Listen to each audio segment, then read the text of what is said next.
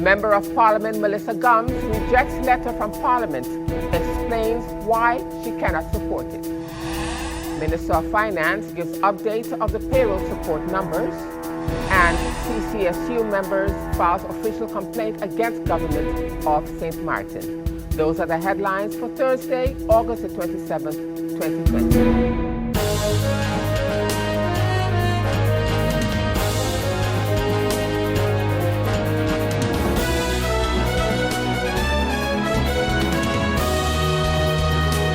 Good evening, viewers. This is SXM Daily News. I am Valerie from Britain. Thanking you so much for joining me this evening. And as usual, viewers, we have a full newscast for you, so let's get started. In our first story, members of the Committee of Civil Servants Union, CCSU, known in Dutch as the GOA, filed an official complaint with the Ombudsman against the government of St. Martin on Friday, August the 21st, 2020. In a joint statement, the CCSU members, namely the WICSU, PSU, and the Y2, expressed its profound disappointment with government's unfair negotiation tactics. President of the Y2, Mrs. Claire Elshart, read the letter of complaint to our newsroom earlier today. The members of the Committee of Civil Servants Union, CCSU, known in Dutch as the GOA, filed an official complaint with the Ombudsman against the government of St. Martin on Friday, August 21st, 2020. The CCSU, in its complaint to Ombudsman, highlighted several infractions committed by the Council of Ministers throughout the negotiation process on cost-cutting measures as agreed to with the Kingdom government.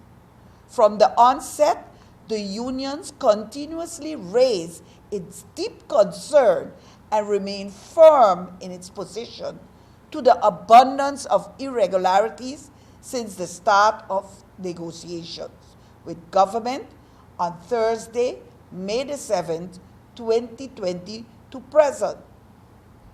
In a joint statement, the CCSU members, namely the WICSU, PSU, and the Y2, expressed its profound disappointment with government's unfair negotiation tactics.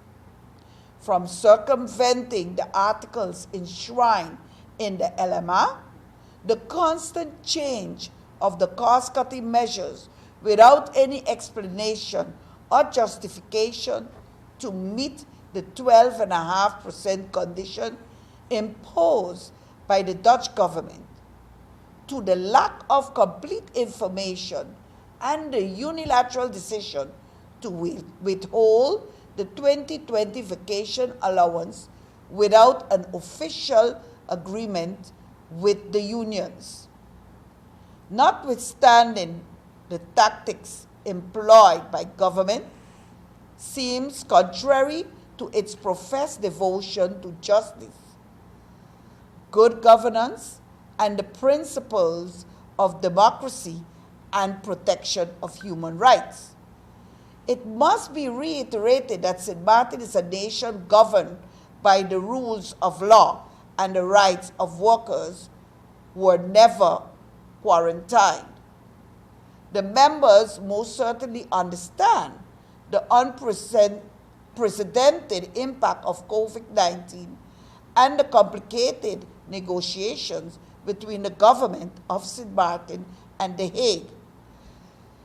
In the final analysis, the pandemic has not absolved government as the legitimate custodian and enforcer of the Constitution and the local labor laws of its legal obligation towards its employees.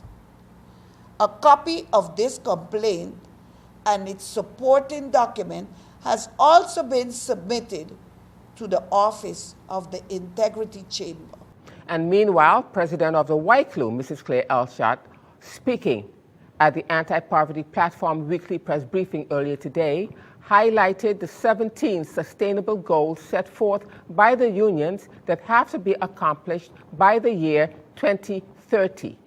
She underscored the sustainable goals that are important for the workers here on the island.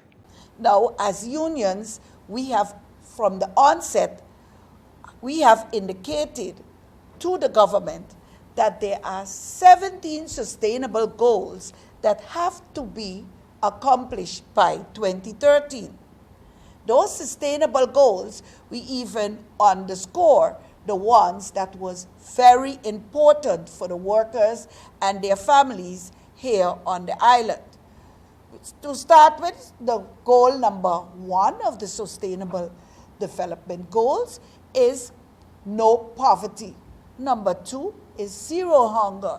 And so you can continue to look at these goals as having an impact on the development, social and cultural development, and also on decent work within the community.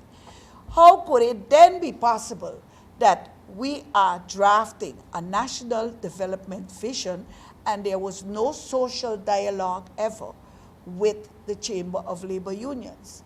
To be quite honest, when I look at the document they are speaking about a number of sustainable development goals, but the cardinal ones for us as unions are lacking.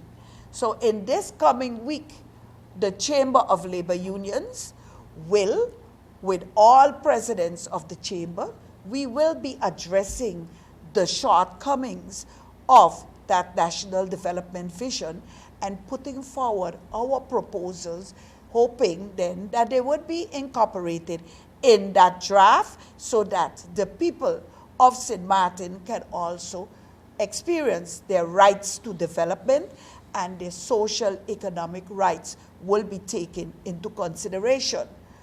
Therefore, we have already, as the Chamber of Labor Unions, we have already introduced a time frame in which we would be having meetings, and we would also request, based on this time frame, a number of meetings with the Council of Ministers, with also the fractions within the Parliament, to be able to accomplish what we see as our vision for the status of the workers and the development that is needed within this pandemic of COVID-19 to be able to rescue the workers and their families from even a social pandemic. So we will continue to update as we work on these points. We have already set forward a program starting Friday the 28th of August. We also have a date set for August the 31st and for September the 11th, in which we will deal as a Chamber of Labor Unions with a number of aspects, including reaching to a memorandum of understanding with the COM and also with the fractions in Parliament. In other news, Minister of Finance, the Honorable Artwell Irion, speaking at the parliamentary session held yesterday, August 26, 2020, gave an update of the payroll support numbers and the current status. The minister was at the time answering several questions that was posed to him by members of Parliament. And I will start with the questions from MP Bonkamper. His first question was, despite the plans to assist businesses through the SSRP, many employees in the private sector complained that they have not received any payments from their employers, whereas the employer received financial assistance via the program. How and when does government intend to address this? Before I continue to answer these questions, I would also like to state that some of these questions and answers may be a little dated, since we are a couple weeks or even a month since the initial meeting. I would like to make it clear to all employers that it is expected that obligations toward employees are met.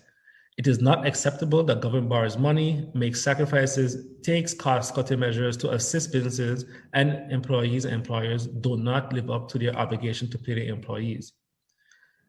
It is important employees make use of the possibility to report employers at the labor office. Complaining about it but not taking the necessary legal steps would not solve the problem.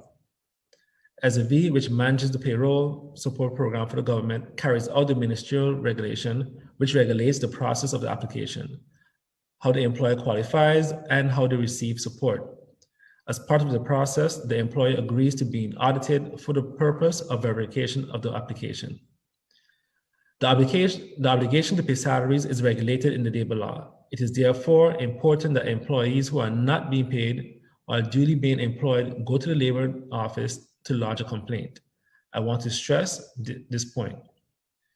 The labor laws are there to protect you. Go to your union if you have to. Make use of all legal facilities that are available to you. Now, going forward, as we continue the payroll support program, we will make an effort to make the program more transparent and improve the efficiency of the process and effectiveness.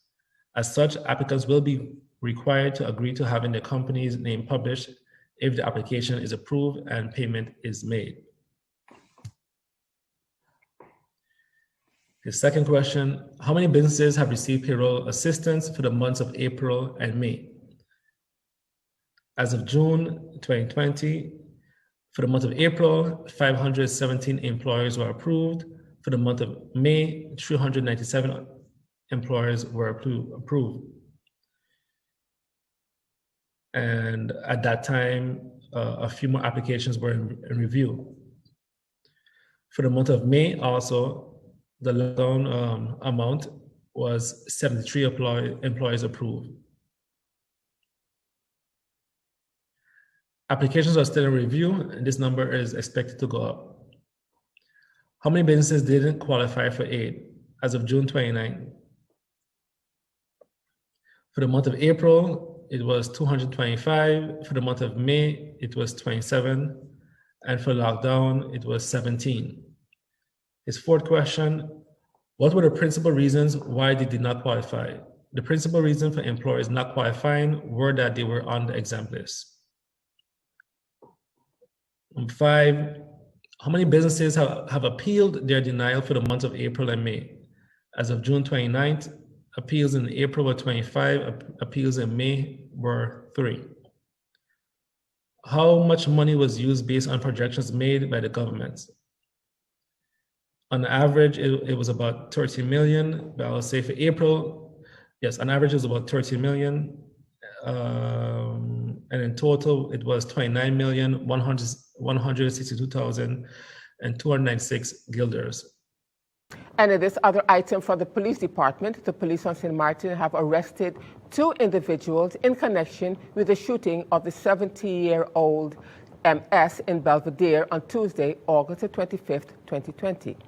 Interim police spokesman Inspector Josefa confirmed the arrest to our news department earlier today, but no official report could have been ascertained up to our news time.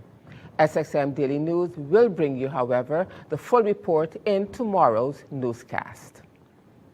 And still to come, Member of Parliament for USP says St. Martin seems to be running behind to get an advice. And I'll have the details to that story and much more when SXM Daily News returns.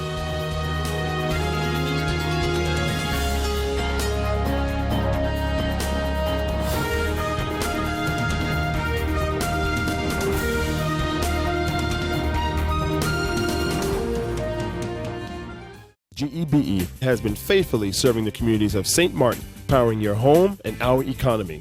Come rain or shine, our qualified team of professionals are working hard 24 hours a day to provide you and your family with safe, reliable electricity and water. We use the latest technologies and test our products daily to maintain the highest international standards. Our friendly staff is always there to assist you, whether in person, over the phone, or online. We are committed to constantly improving our products and services, making them more efficient, effective, and environmentally friendly to serve you better today and our next generation of clients tomorrow. GEBE, powering a brighter future. Our friend Megawati is here with tips to save you energy. 1. Turn your airco temperature up. 2. Use a ceiling fan instead. 3. Buy energy saving products. Save some green with NVGEBE. Welcome back, viewers. You're watching SXM Daily News, and I'm Valerie Van Putten. As we continue now with more news for you at this time, at the parliamentary session that was held on Wednesday, August the 26th, Member of Parliament for the USP, Honorable Claudius Boncamper, said that all the other countries seemingly have their advices, but we seem to be running behind to get an advice. He said we need to be cautious with where we are going with this, and he expounded further. All the other countries seemingly have their advices, and we seem to be running behind on being able to get an advice. And the question is it because the advice is no good? Or is not the advice we would want to see? Or is it that the advice is not built up correctly because they don't have enough people to do this? Or is the advice there and we just didn't get it? You know, I don't want to put label any place, but in a time of crisis, we cannot be just waiting until eternity to get something. It's either we get it. So when we send our letter is also based on the findings of our Council of Advice, and not suddenly that there's a Council of Advice, a report comes out completely to the opposite of what we are writing. Because then we too, looking kind of funny, that our Council of Advice says, oh, no, man, the entity is brilliant, go ahead and do it. And we're going to ask Holland, tell our council that they know what they're talking about because you know it ain't no good. We need to be cautious where we are going with this part of it. Mr. Chairman, in the motion of July 8th, I think Sir Martin was abundantly clear on its position with the new entity. There was a unanimous vote that what was presented was not acceptable. Point. I don't want to get into the discussion about it, and I'll tell you why. Knopf said on July 10th, here it is, second chamber. Here's my presentation. This is what we're going with. July 14th, basically, we were told, take a hike. And nothing has changed since then for us. Nothing has changed. August 14th, what were we told? No more talking, except what you unanimously said no to. That's where we are. This parliament said unanimously, all 15 of us said, no can do. Today, we are sending a letter to ask the second chamber in Holland to please ask their High Council of State to give advice on the legality, basically, of this Caribbean reform entity. That's the crux of this matter. While the Dutch have told us, but we ain't talking to you anyway. So, hypothetically speaking, if the chamber of the High State Council in Holland says it's illegal, they can still put that advice down beside them and continue. They can. The law allows them to. What then? Kind of money still ain't coming, because I ain't talking to you until you accept. Member of Parliament for the National Alliance, Christophe Emmanuel, was not in agreement with the letter and refused to sign. The Member of Parliament said that he is not in agreement and he could not support it. He explained why he could not support it and why he took that position. Mr. Chairman, briefly, I just wanted to, put in, as we would say, my 2 cents on this letter. And as much as we would want to see this letter leaving as soon as possible, Mr. Chairman, it would leave, but would not with my support. I am not in agreement with it whatsoever, in any way whatsoever. I'm going to tell you why. Mr. Chairman, here we are sending a letter to the second chamber, asking the second chamber to send it to the Council of Advice to render an advice. But Mr. Chairman, even if the Council of Advice comes back and say, you know what, the Netherlands, you are wrong. What you're doing is illegal. And then we take that information and that advice, and we say we're going to go to court. And the judge say, the Netherlands, what you're doing is wrong. It's illegal. You can't do that. At the end of the day, Mr. Chairman, it is still their money. It is still the Dutch money. And they can decide to do what they want to do with it, how they want to do with it. What is troubling to me at this juncture is that yet we haven't heard nothing from the government of St. Martin in terms of what's the alternative? What's our plan? How are we going to move forward? What other alternatives are we looking at? What suggestions are we coming up with? Mr. Chairman, I voted unanimously with the whole of Parliament concerning this entity. I am not entertaining no discussion whatsoever about the entity. So I don't need advice whatsoever on it. And as much as we look at the situation, Mr. Chairman, and the Dutch can be lurking in the grass, as one member of Parliament said, like snakes in the grass. If we don't come up with our own plan, if we don't come up with our own suggestions, if we don't come up with what tailor-made and suits St. Martin, it's going to be snakes in the grass, scorpions in the grass, locusts in the grass, frogs in the grass, plagues in the grass. Why? Because St. Martin government have done nothing. Absolutely nothing. And at this point, there is still nothing that has been done. We still haven't finalized no agreement with the unions. Nothing with the unions as yet. And when I look at the body of the letter, there is no teeth, according to what another member of Parliament says. There is no way, there is nothing that attracts you that say St. Martin means business. No, Mr. Chairman, I make no apologies for the stance that I'm taking, but it does not have my approval. I am not in agreement with sending no letter, especially a letter of that content. And Member of Parliament for the PFP, the Honourable Melissa Gums, also rejected the letter and gave her input as to why she did not support it. The Member of Parliament says that she observed the discussion regarding the draft letter that we wish to send to the second chamber, and she echoed the previous speaker, but for different reasons, and she expounded on that. Mr. Chairman, I observed the discussions regarding this draft letter that we wish to send to the Tweede Kamer to ask them to request an advice on our behalf from the Council of State. And I will echo the previous speaker and say that I cannot support it, but for a different reason. I see some technical issues with this request to the Tweede Kamer, mainly that the Council of State does not advise on intended draft legislation. This is not an official draft as it has not yet passed the Eremer. So the only way that I could foresee such a thing happening is that the law passes through the Eremer conditionally, with additional questions to be posed, and then a condition that the Eremer takes into consideration any significant points that they get in the advice from the Council of State.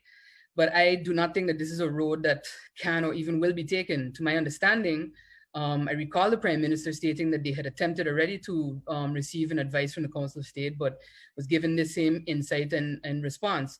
So with that in mind, I can't actually support this letter, Mr. Chairman. I also have to reiterate what MP Bonkamper said regarding the advice from our Council of Advice, that I would appreciate it being sent as soon as possible, because it's a piece of data that we as well would need to continue these discussions. Because it is always repeated that we unanimously rejected the entity and everything around it and the conditions, but in truth, the motion said as presented. So as presented, it was rejected, which is a conditional rejection. Now turning to our weather forecast for August the 27th, 2020. A stable air mass transporting varying concentrations of Saharan dust will spread across the region and aid in restricting precipitation. Additionally, the Atlantic pressure gradient will maintain gentle to moderate winds during this forecast period. Seas are expected to remain slight to moderate during the next few days. So the outlook through Saturday midday, fair to partly cloudy skies, breezy and hazy. Now let's turn to your 3-day forecast.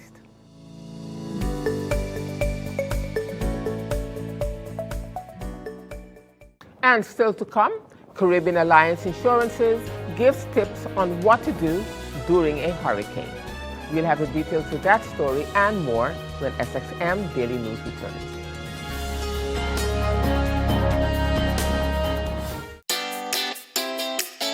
Make use of WIB mobile banking with easy access and direct usage of face recognition,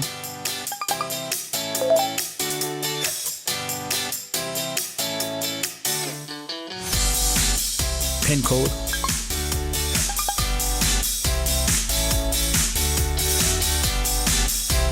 or fingerprint. Download WIB mobile banking app and make your transaction from anywhere at any time. For more information, visit wib-bank.net/quick-login. Welcome back, viewers. You're watching SXM Daily News. In our continuing series on hurricane preparedness, today we will discuss with Caribbean Alliance's branch manager, Cynthia Rothberg, what to do during a hurricane. So, what you should not do is to go outside. To make adequate preparation before the storm. During the storm, listen to and I trust that people make preparation to have a portable radio available. Listen to the authorities. Listen to their advice before you do anything on your own. If you're not sure that your house is secure enough, make sure you put yourself and your family in a safe place, a shelter. Those are all the things you do before the storm. And you check the nearest shelter to make preparation because you already know or you already have a feeling that your house is not secure. So in order to keep yourself safe and your family, the best thing to do is check the nearest shelter and make preparation in case that you can go to a shelter. And still to come, Ministry of Justice making strides to improve Point Blanche Prison. And I'll have the details to that story when SXM Daily News returns.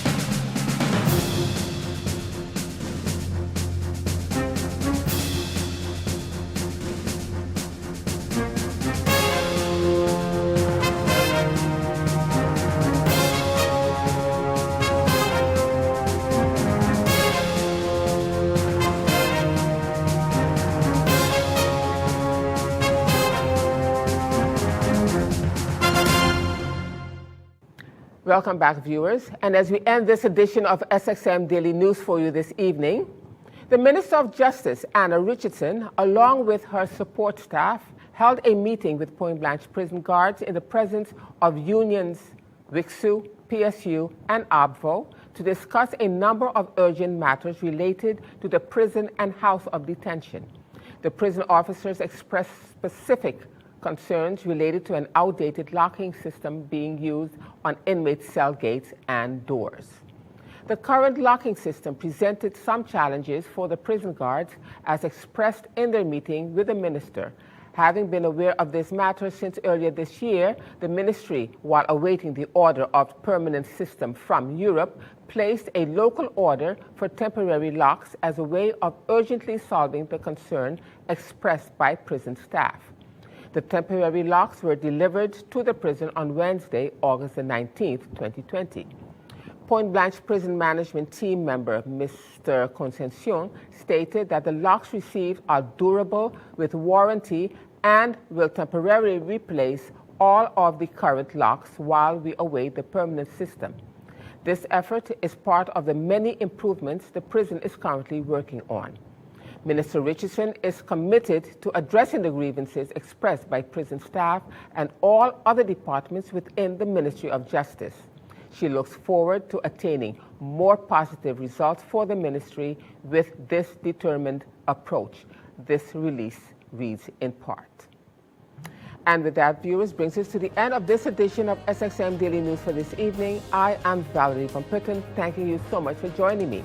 And just a reminder that this and other programs are available online. Simply log on to stmartinmediacenter.com for viewing. And on behalf of the SXM Daily News team, we thank you for watching and plan on meeting you right back here again tomorrow.